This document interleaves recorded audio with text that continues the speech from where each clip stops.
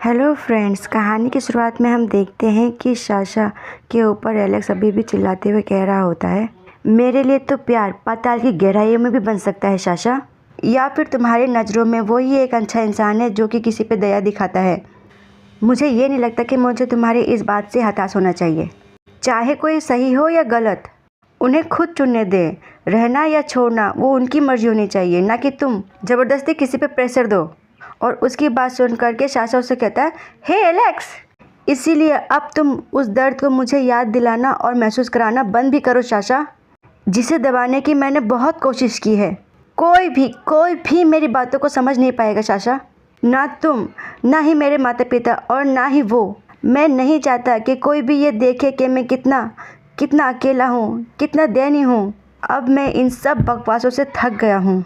Alex की ये सब बातें सुन करके साशा थोड़ा घबरा जाता है और वो घबराते हुए एलेक्स से कहता है, मेरा ये मतलब नहीं था एलेक्स, मैं अब तुमसे कभी भी ये सब नहीं पूछूंगा। प्लीज़ अब तुम शांत हो जाओ। और फिर एलेक्स साशा से कहता है अपने सर पे हाथ रखते हुए, भाड़ में जाओ, मुझे अकेला छोड़ दो साशा।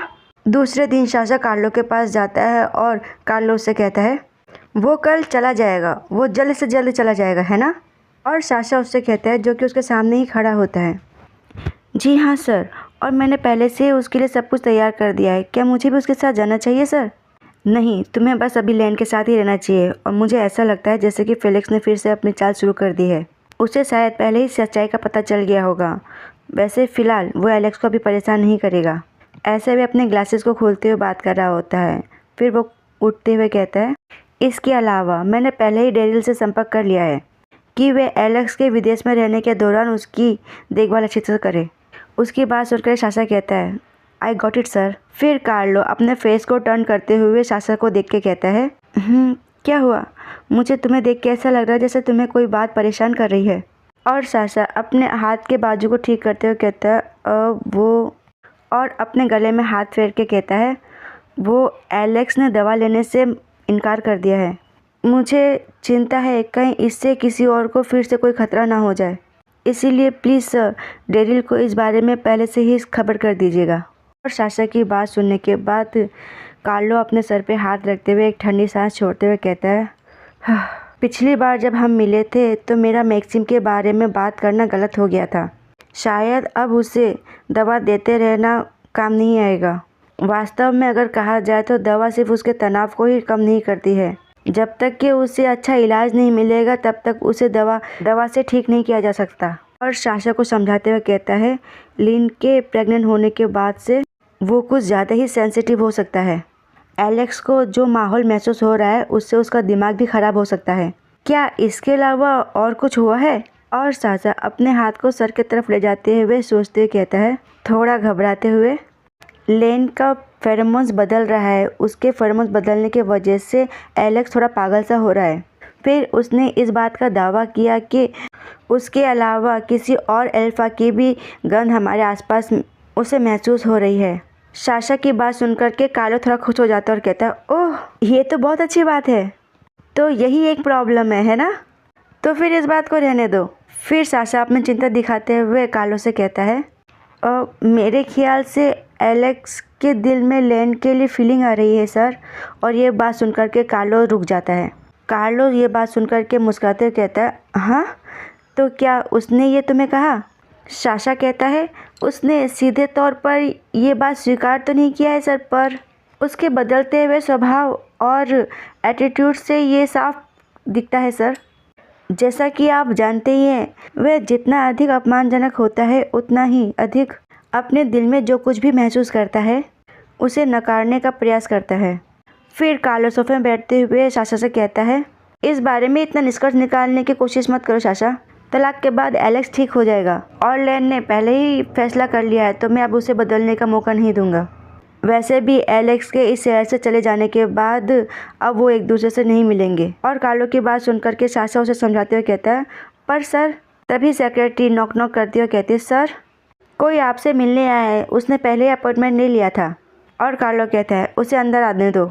फिर कार्लो साशा को समझाते हुए कहता है, वापस जाओ और इस बात का ध्यान देना कि एलेक्स और लैन का एक दूसरे से कोई लेना देना ना हो। जब तक कि एलेक्स यहाँ से नहीं चला जाता। और उसकी बात सुनकर के साशा कहता है उसे नीचे झुक के ग्रीट करते हुए, all right sir, then please excuse me. Sasha के बाहर निकलते वक्त कॉलेंट अंदर आता है और जिसे देख कर के कार्लो कहता है, ओ माई, देखो तो कौन यहाँ पे आया है।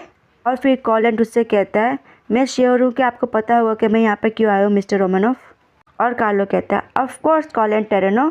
और उसकी बात सुनकर के साशा अंदर की तरफ देखता है और मन में कहता है, कॉलेंट टेरेनो, क्या ये लेन के फैमिली का मेंबर है। फिर कॉलेंट कार्लो से कहता है, आपने अपना प्रॉमिस क्यों ब्रेक किया सर। आज मैं आपके सारे डेट को देने के लिए आया हूँ, इंक्लूडिंग पास्ट का भी। पर यहाँ पे आकर मैंने एक न्यूज़ सुनी जिसके बारे में मैंने कल्पना भी नहीं की थी, जिसके वजह से मेरी और मेरे परिवार के साथ रिश्ते ख़राब हो गए हैं सर। फिर कार्लो सोचते हुए कॉलेंट से कहता है, कौन सा प्रॉमिस जो मैंने तोड़ा है कॉलेंट। सर, आपने मुझसे प्रॉमिस किया था कि आप मुझे समय देंगे मेरे डेट को चुकाने का। तो फिर आप मेरे परिवार के पास क्यों गए और सब कुछ रिवील क्यों किया। इसके अलावा आपने मेरे छोटे भाई को ले जाकर के होस्टेस बना लिया सर। कॉलेंट की बात सुनकर के कार्लो मुस्कुराते हुए उससे कहता है अपना हाथ बढ़ाते हुए, वो शांत हो जाओ कॉलेंट, और होस्टेस से तुम्हारा क्या मतलब है। मुझे इस मोमेंट में तुम्हें अपराध बोध कराने का मन नहीं है, चलो पहले बैठ जाओ। और उसकी बात सुनकर के कॉलेंट मन में कहता है, तुम्हारा मतलब है कि तुम ऐसा कभी भी कर सकते हो जब तुम्हारा करने का मन हो। कार्लो फिर कॉलेंट को बैठाते हुए कहता है, अब हम एक परिवार हैं और अब इस सिचुएशन के ऊपर कोई सा भी जजमेंट मत दो। मैं अब किसी भी डेट के बारे में नहीं सोच रहा। अब तुम जब भी चाहो काम पे आ सकते हो, हमने इस बारे में पहले ही तय कर लिया है। पर तुम बिना कुछ बताए पहले ही गायब हो गए। अगर अब तुम दोबारा ऐसा कुछ नहीं होने देना चाहते तो पहले जाके अपने परिवार से परामर्श लो, ना कि उन्हें बिना बताए ऐसे ही गायब हो जाओ। वैसे तुम्हें गायब होने से पहले उन्हें सूचना दे देनी चाहिए थी। कार्लो की बात सुनकर के कॉलेंट थोड़ा चिढ़ जाता है, उसके हाथ को धक्का देके कहता है, तुमने मुझे ट्रैप किया है ना, जबकि मैंने तुम्हें सब कुछ बता दिया था। तुमने फिर भी वो किया जो कि तुम करना चाहते थे, है ना। कॉलेंट की बात सुनकर के कार्लो अपने फेस पे हाथ फेरते हुए कहता है, मैंने तुम्हें ट्रैप किया, ये सब तो तुमने खुद से ही खुद पे लादा है, फिर भी तुम मुझे दोषी ठहराने की कोशिश कर रहे हो। हाँ, कार्लो अपने हाथ को अपने चिन की तरफ लाते हुए कहता है, हालांकि अब मैं तुमसे झूठ नहीं बोलूँगा, तुम्हारा छोटा भाई वो मुख्य कारण था जिसकी वजह से मैंने तुमसे बात की थी। और फिर सोफे से खड़े होते हुए कहता है, और वैसे भी मुझे तुम्हें अपना कारण बताने के लिए कोई बाध्य नहीं कर सकता, और वैसे भी तुम्हें और तुम्हारे परिवार को मेरा शुक्रिया अदा करना चाहिए। वैसे भी मैंने तुम्हारे परिवार के किसी भी रियल सदस्य को टच नहीं किया है और तुम्हारा कर्ज भी चुका दिया है। और वैसे भी मैंने तुम पे इतनी दया दिखाई, इस कारण से मुझे कम मत आंको। तो भी अगर तुम उसी कारण से यहाँ पर हो जिस कारण से एक दिन पहले तुम्हारे दादाजी यहाँ पे आए थे, तो फिर यहाँ से चले जाओ। वैसे भी मेरे पास तुम्हारे परिवार के साथ खेलने के लिए ज़्यादा समय नहीं है। फिर अपने फेरोमोन्स को रिलीज़ करते हुए मुस्कुराते हुए कहता है, अगर मैंने तुम्हारे भाई से जो वादा किया है वो नहीं किया होता तो हो सकता है कि तुम जैसे ही पहला कदम यहाँ रखते मैं तुम्हें मार डालता। और उसके फेरोमोन्स के वजह से कॉलेंट भी कांपने लगता है और मन में कहता है, आह, ये मुझे अपने फेरोमोन से डरा रहा है, पर मैं पीछे नहीं हटूँगा। और फिर कॉलेंट खड़ा होके कार्लो से कहता है, तो फिर मुझे डीएनए का टेस्ट रिज़ल्ट वापस दो। मुझे वो सब मेरे परिवार को दिखाना है ताकि वो सब समझ पाए कि मैं उनसे झूठ नहीं कहा था। उसकी बात सुनकर के कार्लो एकदम से अपना हाथ बढ़ाता है और कॉलेंट के गले को जोर से दबा लेता है और उसे ऊपर उठा देता है। और फिर कॉलेंट कहता है, आह, तुम ये क्या कर रहे हो, मुझे छोड़ो, मुझे जाने दो। और कार्लो अपने फेरोमोन्स भी रिलीज़ करके कहता है, क्या बकवास है, तो फिर यही वो कारण था तुम्हारे यहाँ आने का, है ना। तुम वाकई में एक बदमाश हो। भले से ही वो तुम्हारा सगा भाई नहीं है, पर तुम उसके जन्म से ही उसके साथ हो, और वो भी ये जानता था कि तुम उसके असली परिवार नहीं हो, लेकिन फिर भी उसने तुम लोगों की रक्षा के लिए अपना बलिदान दे दिया। तुम वाकई में अपने परिवार के लिए इतना कम सोचते हो कॉलेंट। और उसे नीचे फेंकते हुए कहता है, गेट आउट, तुम्हें अब मुझसे कुछ भी नहीं मिलेगा। रिटर्न होके आगे बढ़ते हुए कहता है, कोई भी बाहर है, इस कमीने को मेरे यहाँ से बाहर निकालो, इससे पहले कि मैं उसे जान से मार दूँ। और कॉलेंट वहीं खांस रहा होता है और दो लोग आके कॉलेंट को पकड़ लेते हैं, जिन्हें देख करके कॉलेंट कहता है, व्हाट द हेल, मुझे जाने दो, मुझे छोड़ो। फिर कार्लो उसे कहता है, अगर सच्चाई तुम्हारे परिवार को जानना ही है तो वो लेन के मुंह से निकलेगा, ना कि तुम्हारे मुंह से और ना ही डीएनए टेस्ट के नतीजे से। इसीलिए जब तक वे तुम्हारे परिवार को बताने के लिए तैयार नहीं हो जाता तब तक ये सही रहेगा कि तुम अच्छे से व्यवहार करो। और कहता है, और हाँ, इसके अलावा अपने फेरोमोन्स को रिलीज करते हुए मैं तुम्हारी गर्दन अगली बार तोड़ दूंगा। ऐसा सुनकर के कॉलिन थोड़ा घबरा जाता है, वे कांपने लगता है और दोनों गार्ड उसे बाहर की तरफ ले जाते हैं और कॉलिन कहता है, मुझे छोड़ो, मुझे जाने दो कार्लो, तुम क्रेजी पागल इंसान। ऐसा वे अपने फेस को टर्न करके कार्लो को देखते हुए कह रहा होता है। फिर कार्लो फ़ोन में बात करते हुए किसी से कहता है, रेनॉल्ड, किसी को कॉलिन टेरेनो के ऊपर नज़र रखने के लिए भेजो और वो जो कुछ भी करता है उसका मुझे रिपोर्ट दो और इस बात का ध्यान देना कि वो किसी भी हॉस्पिटल के अंदर ना जाए। और फ़ोन के दूसरी तरफ आदमी कहता है, गॉट इट सर। फिर कार्लो अपनी टाई को लूज़ करते हुए कहता है, ठंडी सांस छोड़ते हुए, वाट अ डैम कॉलिन शिट। फिर हम देखते हैं कि लैन एलेक्स के लिए कुछ लाते हुए कहता है, मैं तुम्हारे लिए कुछ ऐसा लेकर आया हूँ कि जिसका कि तुम पढ़ते वक्त आनंद ले सकते हो। और उसको एलेक्स भी देखता है, वो देख के उसे शॉक हो जाता है। फिर एलेक्स लैन से कहता है, तुम अभी भी बदबूदार क्यों हो? क्या साशा ने तुम्हें कुछ भी नहीं कहा? और उसकी बात सुन कर के लैन कहता है, हाँ, उससे क्या मुझे कुछ कहना था?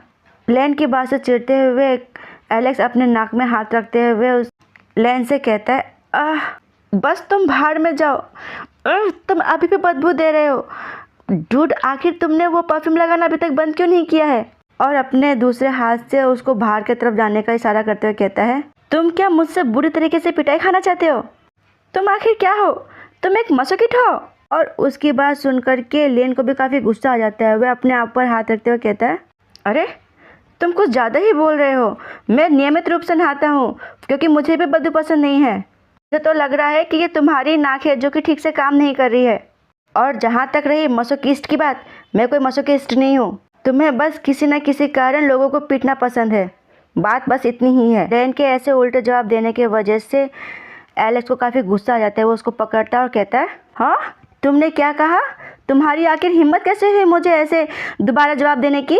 और लेन अपने आप को छुड़ाते हुए उससे कहता है, डोंट टच मी, अब मुझे मत छुओ। इसी बीच दोनों का बैलेंस बिगड़ जाता है और लेन एलेक्स के ऊपर गिर जाता है और दोनों के मुंह से निकलता है, लेन इस वजह से काफ़ी डर जाता है। वह एलेक्स को डरते हुए देखता है।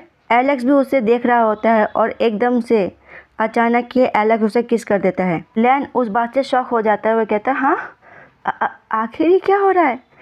ये क्या कर रहा है? लेन को कुछ भी समझ नहीं आ रहा होता। और इसी के साथ ये पार्ट होता है समाप्त। धन्यवाद। इसके पार्ट जब अपलोड होंगे तो मैं एक्सप्लेन कर दूंगी।